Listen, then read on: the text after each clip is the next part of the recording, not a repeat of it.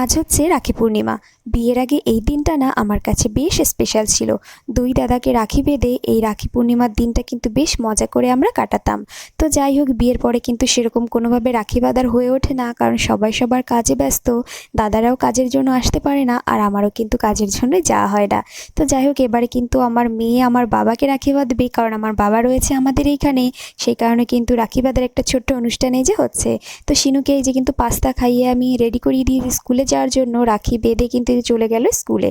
তো শিনু স্কুলে যাওয়ার পর দুপুরে যে রান্না করব মানে ইলিশ, তো ইলিশটাকে আমি আদা জিরে বাটাতে বেশ মানে কড়াইতে করে ভাপা দিয়েছি। তো দুপুরের খাওয়া দাওয়া শেষ করে আমরা একটু রেস্ট করেছিলাম, আর এবারে কিন্তু শিনুকে যে একটু পড়তে বসিয়েছি। তো শিনুকে পড়তে বসানো মানে একটুখানি পড়িয়ে তারপরে চলে এসেছি যে রাতের ডিনারের জন্য। আর আজ রাতে হবে বিরিয়ানি, মানে রাখি পূর্ণিমা স্পেশাল আজ কিন্তু আমরা বিরিয়ানি করছি। তো বিরিয়ানি দমটম দিয়ে যে আমি নিয়ে চলে এসেছি, বিরিয়ানিটা কিন্তু বেশ টেস্ট হয়েছিল আর একদম ঝুরঝুরে হয়েছিল।